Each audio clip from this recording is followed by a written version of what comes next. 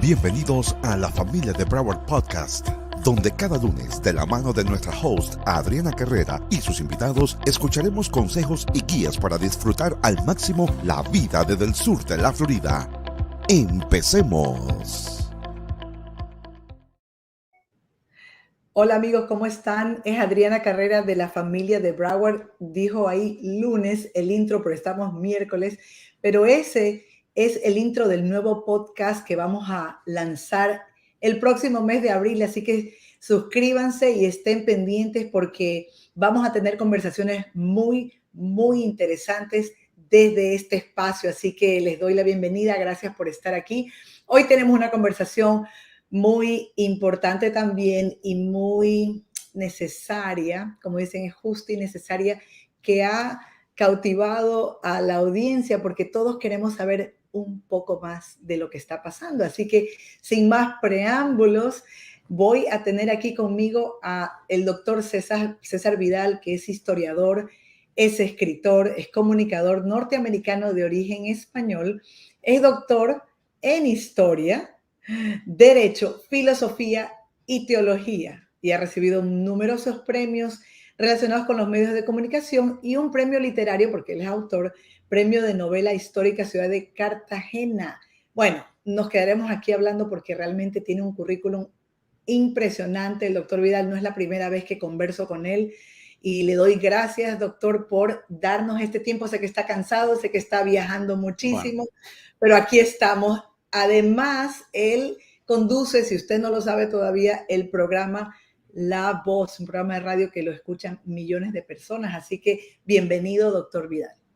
Un placer estar aquí. Vamos a aguantar, vamos a rematar el día con esto. Así es.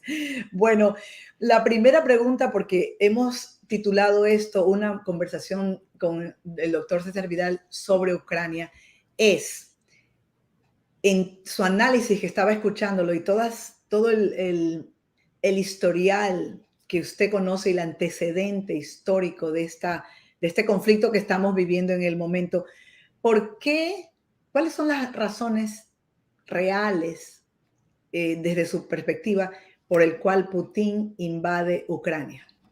Bueno, hay dos procesos históricos que finalmente acaban confluyendo y acaban llevando a la intervención militar de Rusia en Ucrania. El primero es el hecho de que allá por los años 90, en 1991, la Unión Soviética se colapsa y Rusia pierde el 30% de su territorio, que se dice pronto, y el 40% de su riqueza nacional, pero inmediatamente antes del colapso de la Unión Soviética con Gorbachov e inmediatamente después con el gobierno de Boris Yeltsin, Estados Unidos y la OTAN o la NATO se comprometen a que no van a extender las fronteras de los aliados de la NATO ni una pulgada hacia el este. Ese es el término que utilizan exactamente y se lo prometen primero a Gorbachov porque se produce una reunificación de Alemania cuando cae el muro de Berlín en 1990 y efectivamente la NATO y Estados Unidos garantizan a Gorbachov que hasta Alemania es hasta donde llegan las fronteras de la NATO, que puede estar tranquilo, que no va a haber una extensión de la NATO. Esto se lo vuelven a prometer a Yeltsin. El problema es que eso se incumple sistemáticamente. Y sobre todo, durante el siglo XX, al menos en 3 grandes oleadas, van entrando nuevos países en la NATO que se van acercando cada vez más a Rusia. Y no estamos hablando de 1 o 2, no hablamos de Polonia o de Bulgaria, por ejemplo. Estamos hablando de más de una quincena de países. Esa situación que lógicamente los rusos viven mal porque te han hecho una serie de promesas y no solo las incumplen, sino que cada vez se nos van acercando más a la puerta, llega a un punto especialmente caliente cuando se habla de que Ucrania va a entrar en la NATO, va a tener armamento nuclear en su suelo y Ucrania ya tiene frontera con Rusia. No se trata solo de la frontera, hay un aspecto que se está ocultando o que se está pasando por alto y que es enormemente importante.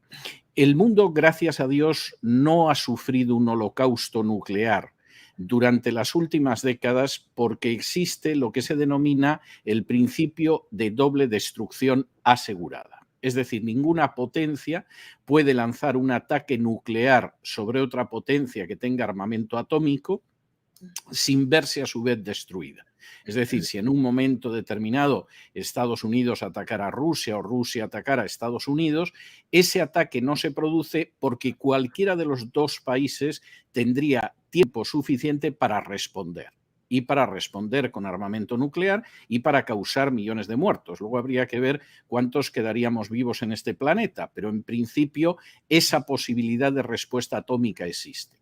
En el momento en que se colocara armamento nuclear en Ucrania, el principio de doble destrucción asegurada desaparece, porque cualquier armamento nuclear situado en Ucrania podría alcanzar Moscú en tan solo 5 minutos. No digo ya otras capitales rusas que están antes de Moscú geográficamente. Y por lo tanto abre la posibilidad de un ataque nuclear sobre Rusia al que Rusia no podría responder. Esa es la primera razón y es una razón importante. Es decir, hay que tener en cuenta que si ahora, por ejemplo, Rusia entrara en una alianza con Puerto Rico, con México, con Nicaragua y colocara misiles nucleares en cualquiera de estos países, seguramente antes de que los colocara, Estados Unidos reaccionaría como reaccionó en el año 1961 con la crisis de los misiles en Cuba. Es decir, esa es una razón, yo creo que es fácil de entender. Comprendo que los medios la oculten porque hace que ya las cosas se vean de manera diferente, pero esa es una primera razón. La segunda razón, que es una razón que hasta ahora no ha provocado el conflicto, pero que finalmente ha terminado en el conflicto, es que en el año 2014 en Ucrania se produce un golpe de Estado en el que tiene un papel enorme George Soros y la administración Obama para derribar al presidente de Ucrania, Yanukovych, que era un presidente elegido democráticamente, y colocar en su lugar a un presidente que fuera un nacionalista ucraniano. Esto, por supuesto, se disfrazó de malestar popular, de las concentraciones en la plaza de Maidán, etcétera, pero todo el mundo sabía que era un golpe de Estado. Y de hecho era tan claro que Francia y Alemania intervienen junto con Rusia para darle garantías al presidente Yanukovych de que no lo van a derribar. Usted va a acabar su mandato electoral, habrá unas nuevas elecciones y ya decidirán los ucranianos, pero no lo van a derribar con un golpe de Estado. Cuando efectivamente Francia, Alemania y Rusia garantizan esto al presidente Yanukovych, el embajador de Estados Unidos en Kiev, en la capital de Ucrania, telefonea a Estados Unidos pidiendo instrucciones. Es decir, aquí parece que no vamos a poder derribar, como quiere el presidente Obama y la señora Clinton y George Soros, al presidente de Ucrania. Parece que la Unión Europea lo va a proteger. Y Victoria Nuland, que es en esos momentos la vicesecretaria de Estado para Europa Oriental y para Oriente Medio, dice una frase muy grosera, pero que tengo que repetir para que la gente comprenda lo que fue el golpe del 2014. Porque cuando el embajador le dice esto, ella responde, "Fuck the European Union". Es decir, a la Unión Europea que la ajó. Entonces, evidentemente, apenas 24 horas después de que Alemania, Francia y Rusia han dado garantías a Yanukovych de que no lo van a derribar en un golpe de Estado, lo derriban. Y, por supuesto, los nacionalistas ucranianos vuelven al poder. Eso hace que en ese momento las repúblicas, las regiones de la Ucrania del Este, que son más prorrusas, quieran separarse de Ucrania. Y eso hace que el nuevo presidente ucraniano las bombardee como las han bombardeado durante estos 8 años los gobiernos ucranianos, estuviera Poroshenko, estuviera Zelensky o estuviera quien fuera. Esto es otra parte de la historia que nunca se cuenta, pero los bombardeos del ejército ucraniano sobre las zonas de Donetsk y de Lugansk en estos años han causado más de 14.000 muertos, en su mayoría civiles, de los que los medios de comunicación no dicen ni palabra. No solo eso. En el año 2015, en un intento de evitar las matanzas que las tropas ucranianas perpetraban contra esos civiles de esas dos zonas de Ucrania, se firmaron unos acuerdos con cobertura internacional que son los acuerdos de Minsk. en los cuales Ucrania se comprometía, el gobierno ucraniano, a dejar de bombardear a esta pobre gente y a dejarlos utilizar el ruso en la educación, que era una de las pocas cosas que pedían. Es decir, déjenos usted utilizar en la escuela el ruso, no quiera imponernos el ucraniano, que a fin de cuentas lingüísticamente es un dialecto campesino del ruso, o sea, no es una lengua diferenciada. Estos acuerdos de Minsk, en estos 8 años, según la Organización para la Seguridad y la Cooperación Europea, el gobierno ucraniano los ha violado más de 11.000 veces. Se dice pronto. Cuando se produce la situación tensa de, bueno, Ucrania que no sueñe con entrar en la OTAN, que no sueñe con tener armamento nuclear, que no lo vamos a tolerar, y aquí se produce todo un juego diplomático en el cual Estados Unidos no consigue unir a todos los aliados europeos, porque muchos de los aliados europeos no quieren ir ni a la confrontación con Rusia y mucho menos a una confrontación para salvar a Ucrania, que es muy corrompida y que tiene un presidente que se llama Zelensky, que ha cerrado cadenas de televisión, ha encarcelado al jefe de la oposición que tenía hace más de un año, expropia a los adversarios de su gobierno, etcétera, cosa que también no suelen contarnos a este lado del mundo. Bueno, hay un momento en que Zelensky duda entre si tengo que llegar a algún tipo de acuerdo con Rusia y cumplir los acuerdos de Minsk o me puedo permitir ir más allá y empiezo a bombardear de nuevo a las repúblicas de Donetsk y de Lugansk. Las repúblicas se declaran independientes, piden la entrada en la Federación Rusa, piden que Rusia inicialmente reconozca su independencia, Rusia reconoce la independencia, Ucrania las bombardea y en un momento determinado, pues Putin reúne al Consejo de Estado, que fue la primera vez en que yo pensé que podía haber una invasión, es decir, yo pensé que realmente la intervención militar podía no producirse y iba a prevalecer la diplomacia. En el momento en el que Putin reúne al Consejo de Estado, yo estuve viendo ese Consejo de Estado en ruso, en directo, en televisión, cuando lo vi dije, bueno, aquí las posibilidades de que haya una intervención armada aumentan y efectivamente a las pocas horas Putin anuncia que va a entrar en Ucrania, que no va a ocupar Ucrania, pero que desde luego va a hacer una limpia y no va a permitir en absoluto que se produzca la entrada de Ucrania en la NATO y el hecho de que coloquen armamento nuclear en su suelo.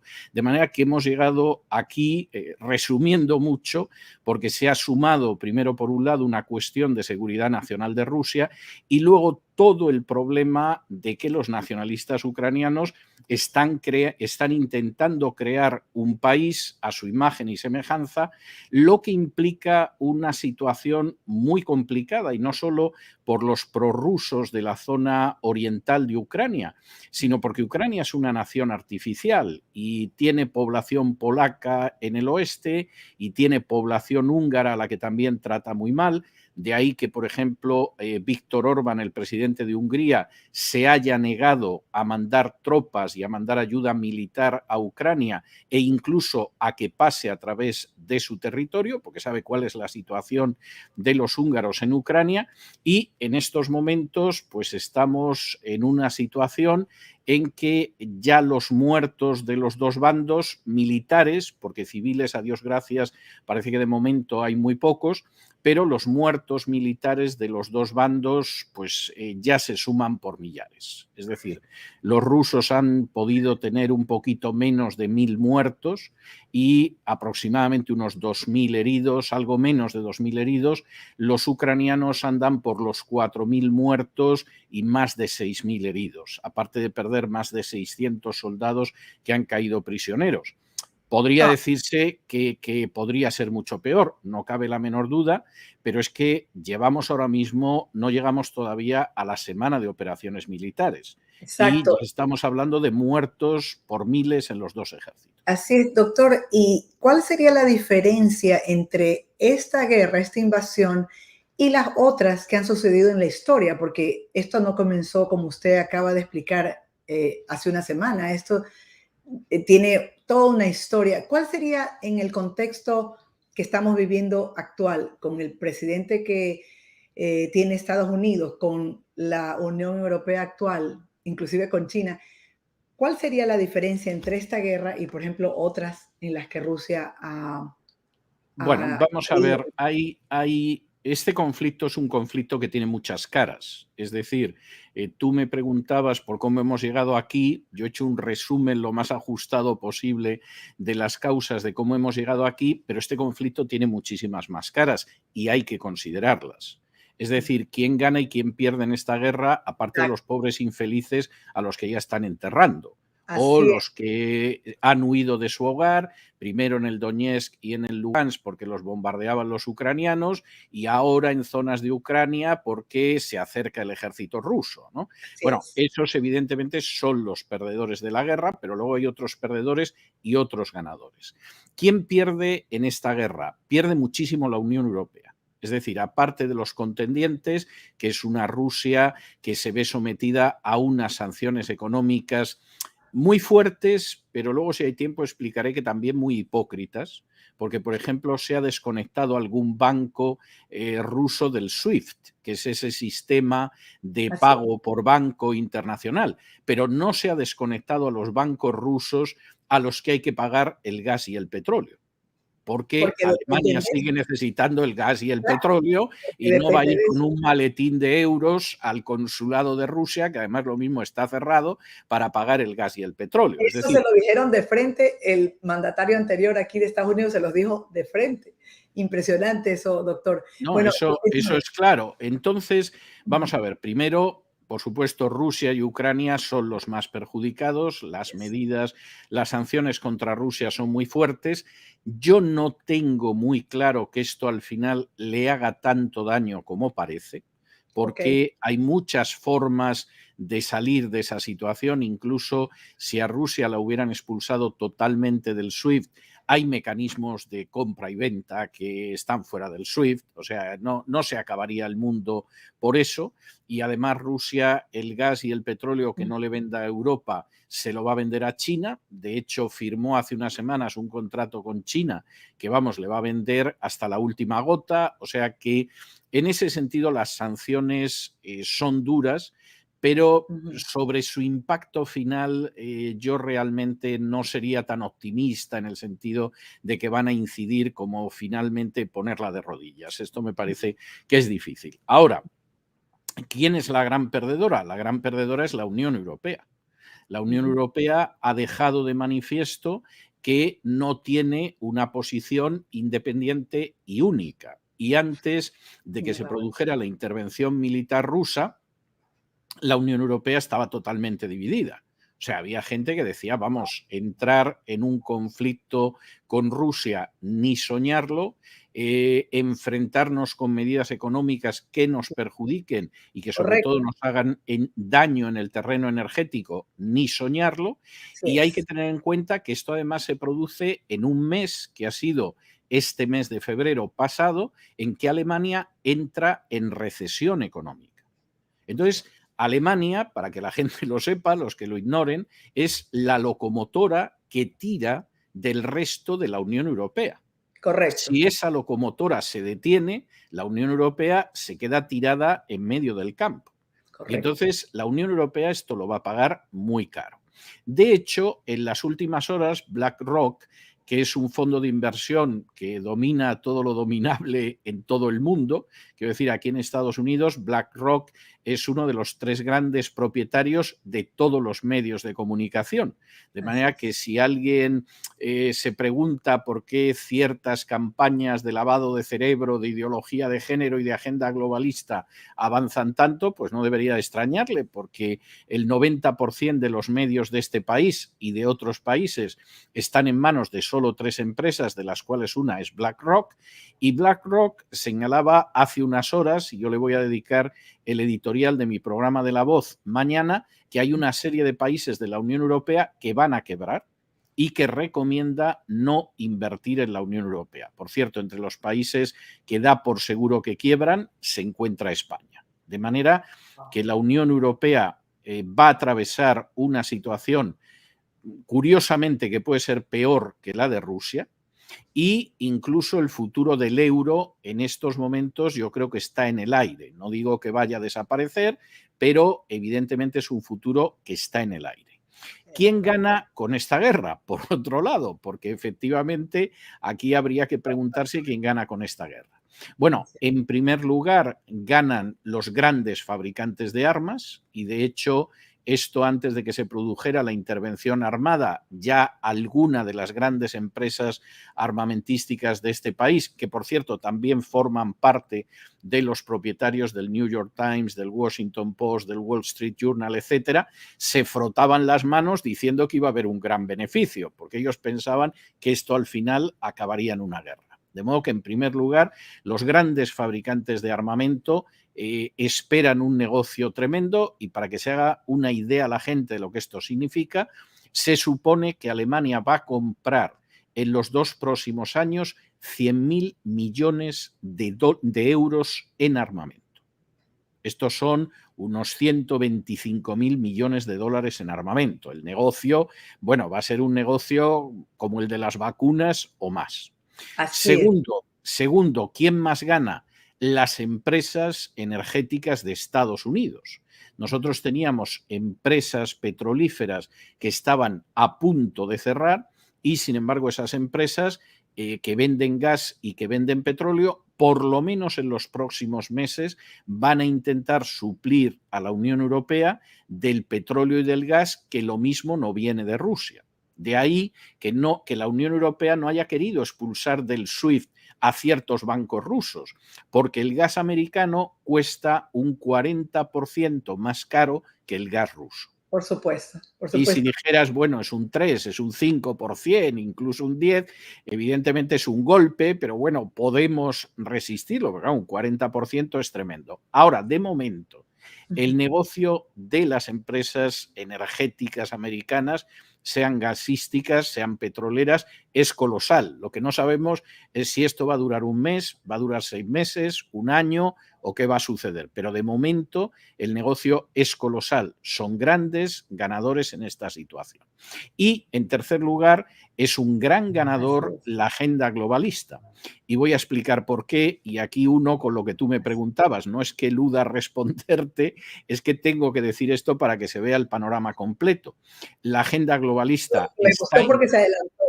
Sí, está encantada porque Rusia es uno de los países que es contrario a la agenda globalista y esto explica que Bolsonaro hace unas horas haya dicho que no se va a sumar a las sanciones contra Rusia y esto explica que Hungría, que tiene también un presidente que es contrario a la agenda globalista, haya dicho que no pasan tropas ni equipo militar por el territorio húngaro, pero esa agenda se siente muy fortalecida porque efectivamente puede o va a intentar colocar de rodillas o aniquilar a uno de sus grandes enemigos y porque además en Europa se está produciendo ahora mismo un recorte de las libertades que recuerda mucho a lo que ha pasado en el Canadá en los últimos meses y que va más allá. Es decir, el avance de la agenda globalista va absolutamente con banderas desplegadas. Una última nota, y aquí entro en lo que tú me preguntabas. La agenda globalista afirma de manera taxativa, cualquiera que vea un vídeo que pueden encontrar en cesarvidal.com, que es un vídeo de 1,5 minutos del Foro Económico Mundial, del Foro de Davos, que son los que han impulsado el gran reseteo. Si alguien va a cesarvidal.com y en el buscador pone no tendrás nada, le va a aparecer ese vídeo y merece la pena verlo. Ahí el Foro de Davos dice cómo va a ser el mundo en el año 2030. Lo vi. Y en ese mundo, en el año 2030, Estados Unidos habrá dejado de ser la primera potencia mundial. Y lo dice taxativamente. De manera que tenemos en la Casa Blanca a una persona que yo no diría que está en el mejor uso de sus facultades. Hace apenas unas horas en el Capitolio ha dicho que Putin no va a ganar las almas y los corazones de los iraníes, que suponemos que quería decir los ucranianos, pero dijo los iraníes, y la cara de la vicepresidenta que estaba detrás era todo un poema, como diciendo que acaba de decir mi jefe, y evidentemente ese es el tercer ganador. El último gran ganador va a ser China. Es decir, China está encantada con que la política de Estados Unidos y de la NATO, en vez de asociar a Rusia, la hayan arrojado en sus brazos, y China está encantada del debilitamiento de la Unión Europea, y China está encantada de que en Estados Unidos la administración actual, como fue el caso de la administración de Barack Obama, sea tan estúpida como para empujar al país en la dirección de una agenda globalista que señala como uno de sus objetivos que para cuando acabe esta década Estados Unidos no será la primera potencia mundial. Y creo que te he descrito más o menos quién gana y quién pierde en esta situación. Aquí tenemos varias preguntas porque a eso estábamos dedicándonos, que la gente ir más allá de lo que de los medios, ¿no? César, a ver si es que me sube Adrianita porque tengo algunas preguntas acá. Dice, lo pregunta desde Holanda, Ana Barrio Nuevo, ¿habría una posibilidad de que Putin ataque a cualquier país de la Unión Europea por estar enviando armas a Ucrania? Por enviar armas, no. Por algún tipo de acción hostil, depende de si ve que amenaza la seguridad de Rusia. Yo creo que en principio Putin ni siquiera piensa en mantener la ocupación de Ucrania. Yo estoy convencido de que se va a retirar de Ucrania en un momento dado, una vez alcanzados objetivos. Pero, evidentemente, yo creo que a estas alturas nadie puede dudar que si efectivamente hay una amenaza real que se cierna sobre la seguridad nacional de Rusia, Putin, a diferencia de Gorbachev o a diferencia de Boris Yeltsin, va a responder. Es decir, no se va a quedar en absoluto quieto. Y yo creo que eso marca también, yo le dedicaba mi editorial de La Voz de ayer en La Voz a ese tema. Esto indica que seguramente estamos viviendo el final de un ciclo. Es decir, hemos tenido un ciclo que empezó en 1991, cuando se colapsó la Unión Soviética y Estados Unidos quedó como la única potencia mundial, no como la primera, realmente como la única superpotencia. Y durante estos 30 años, Estados Unidos no ha sabido aprovechar esa oportunidad y es muy posible que ese ciclo se haya terminado ya. Porque, por un lado, China es también una superpotencia, ya no solamente está Estados Unidos dentro de ese podio de la superpotencia, y Rusia no es una superpotencia, pero no está dispuesta a seguir tolerando las humillaciones y los abusos que le han impuesto durante los últimos 30 años. Es decir, seguramente estamos viendo el final de un ciclo. Yo no sabes cuánto querría equivocarme, porque si efectivamente este análisis es correcto, lo que se extiende para nosotros va a ser una dictadura u otra dictadura, lo cual es algo verdaderamente escalofriante. Esa es la realidad. Pero yo creo que muy posiblemente estamos viviendo un final de ciclo. Y creo que a efecto de análisis interno de lo que ha pasado en Estados Unidos, esto es muy claro. Es decir, Donald Trump no podía seguir siendo presidente porque ha sido el único presidente que desde los años 40 no ha metido a Estados Unidos en una guerra, y eso era intolerable. Barack Obama, siendo Premio Nobel de la Paz, en los 5 primeros años de mandato bombardeó 8 países. Lo cual, en fin, hay gente que piensa que era una paloma, pero vamos, con una paloma así no necesitas un halcón picoteándote en la cabeza. Y en ese sentido, Donald Trump no era globalista, todo lo contrario. Él tenía muy claro que el gran enfrentamiento en el mundo era entre patriotas y globalistas. Fue un personaje que pudo llevar acciones de castigo, como por ejemplo cuando ordenó asesinar a Soleimani, que era el jefe del ejército iraní, pero lo que es cierto es que Donald Trump no introdujo a este país en una guerra, tenía muy claro que no iba a tolerar que la agenda globalista desplazara a Estados Unidos de la situación de primera superpotencia y finalmente había que echarlo.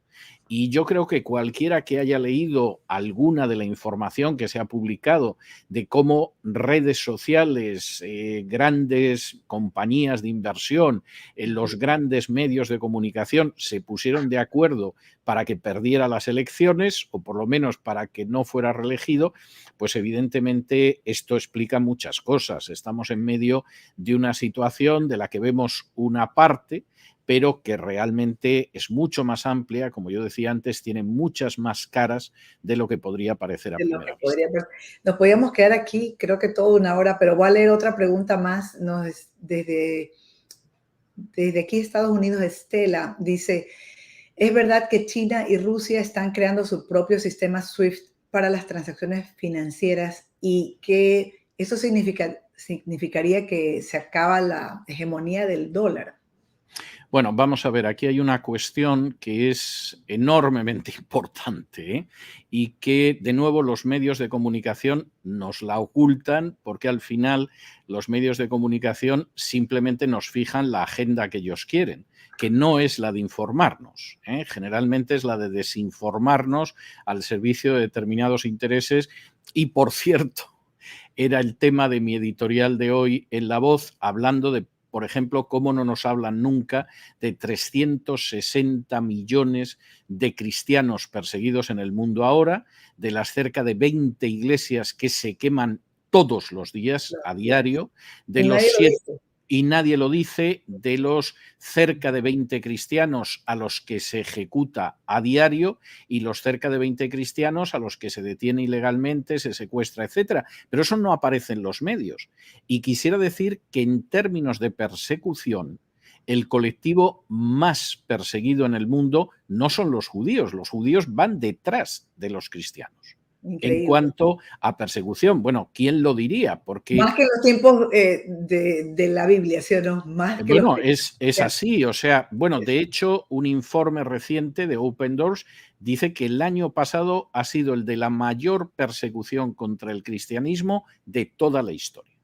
Y esa persecución se está produciendo también en países occidentales. A la cabeza, pues puede estar Afganistán, está Arabia Saudí, que es uno de nuestros aliados, está Pakistán, que es otro de nuestros aliados, está la India, que es otro de nuestros aliados, entre los 10 países que más persiguen a los cristianos en estos momentos. De manera que esa es la cuestión. Ahora, la pregunta que hacía era una pregunta enormemente... Pero el dólar. Exactamente, es una pregunta extraordinariamente inteligente y además celebro que me la haya hecho. Lo que convierte a Estados Unidos en la primera potencia del mundo no es, en contra de lo que piense la gente, el enorme gasto militar que tiene, que es el 53% de nuestro presupuesto nacional. Nosotros tenemos un gasto militar que realmente no está justificado, que no nos va a hacer ganar más guerras de las que ya ganamos, y lo de Afganistán es claro, pero que efectivamente es muy lucrativo para determinados fabricantes de armas, lo que el general Eisenhower llamó el complejo industrial militar. Lo que mantiene la hegemonía de Estados Unidos es el dólar. Y esa hegemonía de Estados Unidos empieza en la conferencia de Bretton Woods del año 44, en la que se diseña lo que va a ser el mundo después de la Segunda Guerra Mundial. La Guerra Mundial todavía no ha terminado, pero ya es clarísimo con el ejército soviético ya dentro de Alemania qué va a suceder con el Tercer Reich. Los aliados acaban de desembarcar en Normandía y se está creando el nuevo mundo. A los soviéticos les traía sin cuidado ese diseño del mundo, allá los capitalistas cómo se las arreglaran, y Estados Unidos consigue imponer que la moneda de intercambio universal, que la moneda de todas las transacciones económicas en el mundo sea el dólar. Esto es algo verdaderamente extraordinario, porque eso significa que la deuda pública de Estados Unidos, que es escandalosa, es decir, si esa deuda, una deuda incluso muchísimo menor, la tuviera cualquier país, ya lo habrían declarado en quiebra y lo habría intervenido el Fondo Monetario Internacional, pero Estados Unidos no entra en quiebra porque esa deuda al final quien acaba quedándose con ella es el resto de los países, porque como el dólar es la moneda fuerte, efectivamente el dinero de todos los países acaba viniendo por aquí. Y yo invito a la gente a que se pase por el Doral, por ejemplo, para no irse muy lejos del lugar donde estamos, y ya sabemos dónde ha ido a parar el dinero de muchos venezolanos. Y quien dice venezolanos, pues en otro momento determinado podrá decir peruanos o podrá decir gente de cualquier otra parte del mundo. Y entonces eso permite que Estados Unidos tenga una deuda salvaje y tenga un déficit económico salvaje. Es el hecho del dólar. ¿Cómo van a combatir los rivales o enemigos de Estados Unidos eso? Creando un sistema en el cual el dólar ya no sea la moneda obligada de transacción. Y efectivamente, como apuntaba muy bien la persona que formulaba la pregunta, insisto, una pregunta muy inteligente, casi me atrevería a decir que es una oyente del programa de La Voz para abordar este tema, porque no lo suelen abordar los medios. La idea es que efectivamente en algún momento no solo China y Rusia, sino también la India, que es una grandísima potencia económica en estos momentos, van a ir yendo hacia un sistema monetario que vaya desplazando al dólar, no tiene que expulsar totalmente al dólar, pero el dólar sería una moneda más y calcularíamos las transacciones sobre la base de una canasta de distintas monedas. Si eso sucediera, realmente no solo es que Estados Unidos perdería su hegemonía, es que Estados Unidos se encontraría con problemas económicos muy graves, porque entre otras cosas, manejar la deuda ya no sería tan fácil como ha sido durante décadas en que la deuda se ha disparado con una alegría tremenda. Y hay varias preguntas que ahora mismo no tienen respuestas. Por ejemplo, la inflación que está sufriendo con la presidencia de Biden Estados Unidos. Esto es una especie de fiebrecilla que tenemos después de haber pasado un día en la playa, sin mucha prudencia, o por el contrario son los primeros indicios de que el dólar se encuentra enfermo. Pues esto no lo sabemos ahora. Pero que hay un plan para sustituir al dólar como la moneda de transacción universal única, y que ese plan no va a ser el año que viene ni al otro, pero es un plan que va funcionando y la idea es que a la vuelta de 10, 15, 20 años se llegue a esa situación. Eso no hay manera de negarlo, eso es obvio y además yo creo que cualquiera que observe el tipo de trato económico que tiene China, no solo con Rusia, sino con otros países, se da cuenta a la perfección de que esa es la meta de China. Increíble. Bueno, vamos cerrando porque realmente nos podemos quedar aquí tanto No, tiempo, estaríamos pero horas hemos hablando de visto, cualquiera de estos temas, ¿no? sí, de cualquier cosa. Quién gana, quién pierde, ya lo vimos el antecedente histórico. Aquí no estamos en favor de uno o de otro. Esto, como usted bien lo acaba de anotar, están vidas, miles de vidas perdiéndose. Entonces es un horror, la guerra es así. Al final, doctor, ¿a dónde cree que va a llevar este nuevo escenario geopolítico? Y que, como usted lo dijo, mediáticamente es una cosa impresionante, porque a la final las personas, como usted lo explicó, siguen a los conglomerados mediáticos. Gracias a Dios que tenemos en las redes todavía, aunque viene también la censura. Pero básicamente lo que quería cerrar es hacia dónde, ya acaba de decir que la guerra va a prolongarse, pero Putin dijo que no va a aplastar el botón nuclear. Y usted dice que es para que, obviamente, él no quiere que avance tan cerca de su territorio armas nucleares. ¿Cómo ve en este escenario el futuro? O sea, esto se prolongará y se quedará como una guerra entre estas dos naciones y más sanciones, cosas así, o esto desencadenaría muchos más problemas a nivel internacional y obviamente Dios no quiera una guerra nuclear. Él le ha dicho ya que no, pero no solo no está retrocediendo, está avanzando. Bueno, ¿Cómo ve el futuro? yo creo que Putin va a seguir avanzando hasta que consiga sus objetivos. Hoy se volvieron a reunir representantes de Ucrania y de Rusia en Bielorrusia para ver las condiciones. y las exigencias, por decirlo de alguna manera, de Rusia son muy claras. Es decir, usted va a sacar a los nazis de Ucrania, que uno diría, ¿nazis en Ucrania? Pues sí, busquen ustedes el batallón Azov, con Z y terminado en V, en Internet, y verán que es una unidad del ejército ucraniano que son nazis, literalmente, que llevan cascos con la esvástica de los nazis y que adoran a los ucranianos que estuvieron en las unidades de las SS durante el Holocausto y la Segunda Guerra Mundial. Esta es una de las exigencias de Putin, no vamos a tolerar nazis en el país de al lado. La segunda exigencia es que Ucrania se convierta en un país que esté fuera de la política de bloques, como pasó, por ejemplo, con Finlandia durante la época de la Guerra Fría. Es decir, ustedes pueden negociar con quien quiera, etcétera, pero ustedes no pueden formar parte de un bloque que además sea hostil a nosotros, en ese sentido, nuclearmente. Y por supuesto, si el Donetsk y el Lugansk siguen dentro de Ucrania, ustedes por lo menos les van a dejar hablar ruso, porque no pueden privarles incluso de su lengua. Esas son las condiciones que plantea Rusia. Zelensky, que es un personaje muy turbio, aunque los medios lo quieran convertir ahora en alguien maravilloso, es un personaje que ha grabado vídeos homosexuales, por ejemplo, y que cerró canales de televisión de la oposición, 3 canales, y tiene en prisión al jefe de la oposición en el Parlamento. O sea, es un personaje muy turbio, pero han decidido convertirlo en un gran héroe.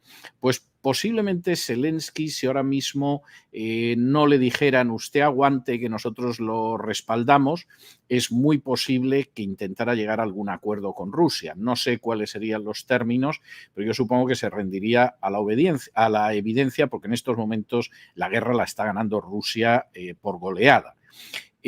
Con la idea de usted aguante que le vamos a ayudar, pues no sé si resistirá más, pero lo suyo sería que finalmente hubiera una salida diplomática. El conflicto en términos militares no se extendería fuera de Ucrania y en cualquier caso, eso sí, el daño económico que ya se ha causado a los países europeos, etcétera, etcétera, eso es irreversible y van a necesitar tiempo para salir de eso, porque el golpe ha sido muy severo. Así es, ¿no? Realmente, como estábamos hablando, nadie quiere la guerra y me gusta ese background que usted acaba de dar. Yo me metí a la cuenta de Zelensky en Telegram y empecé a ver cosas desde 2020 o algo así. Él se presenta como un hombre de familia, hasta creyente, judío. Y sí, y he visto el video y lo que decía la gente de este video, un poco, pues, como usted dice, apoyando este tema del LGTB, que era una burla. Pero en fin. Hay algún vídeo peor, ¿eh? Hay un vídeo donde supuestamente está tocando el piano con el pene. Oh my God. Y entonces se le ve con los brazos alzados para que se vea que no toca el piano con las manos, está detrás del piano con los pantalones bajados y claro, con lo único que puede tocar el piano ya se lo imagina usted. Ay, no, Dios mío. Entonces ese vídeo también se puede localizar, está con otro tocando el piano supuestamente con el pene. Que En fin, él es, o sea, bueno, lo que estábamos escuchando, no lo hemos comprobado, es que inclusive él fue un poco, le ha dicho a Trump que lo admiraba, no sé, en esa conversación que provocó sí. el famoso interpelamiento. Pero en fin, se dice tantas cosas, pero No, y seguramente a Biden le ha dicho que lo adora, o sea, no, no me parece una persona de muchos principios, pero al final la forma en que los medios, vamos a ver, hay cosas que si no fueran tan tristes y tan dramáticas por lo que es esta situación serían graciosas. Por ejemplo, hace unos días apareció el primer muerto civil que presentaba la CNN. A mí la cara del muerto me sonaba muy familiar y le pedí a mi productora Isaac Jiménez que me localizara el muerto. Y yo le dije, a mí me suena mucho la cara de este hombre, puede ser un corresponsal de guerra que hemos seguido en algún momento. No, la CNN lo había presentado muerto también como el primer muerto civil en otra guerra hace 2 años. O sea, debe ser el muerto que tiene la CNN, la CNN, y cada vez que hay una guerra, pues sacan al muerto como el primer muerto civil de la guerra. Claro, un Mucho escándalo. fake news, pero es que uno Claro, no puede imaginarse totalmente. que una cadena tan grande pueda hacer eso. O sea, es que eso es otra Bueno, una en guerra mediática. España, A3 Media, que sería una cadena tan grande en España como CNN en Estados Unidos, sacó unas imágenes de bombardeos rusos sobre Ucrania, que ahí mi productor lo localizó enseguida y dijo, pero si ese es un juego, es un videojuego al que yo he jugado. Y efectivamente, inmediatamente aparecieron otros jugadores y detectaron la imagen y la colgaron en Internet, ¿no? E insisto, A3 Media posiblemente en España es más importante que la CNN, que la CNN en Estados Unidos. Qué barbaridad este doctor. La gente sigue preguntando, aquí dice Macron dijo hoy, no estoy en guerra con Rusia. ¿Qué querría decir? Pregunta Pues Richard. hombre, que Macron es muy consciente, de hecho Macron hizo mucho por intentar evitar esta situación. Macron es muy consciente del golpe que significa en un momento determinado separar la economía de la Unión Europea de la economía rusa. Y además Macron tiene unas elecciones. Y además Macron tiene como gran rival en esas elecciones a un periodista que nunca ha sido político, pero que es extremadamente popular, que es un enemigo de la agenda globalista, que es un patriota francés y que ha dicho durante estas últimas semanas que no se llama Samur, es un judío, y ha dicho durante las últimas semanas que no se puede tolerar el trato que se le está dando a Rusia. Entonces, claro, con Samur, que es tu especial rival, con unas elecciones francesas enfrente, con el daño económico que esto causa a Francia, porque uno de los países que BlackRock anunciaba hace unas horas que podía suspender pagos es Francia. Pues evidentemente Macron tiene que salir para decir yo me llevo bien con todo el mundo y arreglemos esto cuanto antes, que yo quiero que me reelijan. Exacto, ¿no?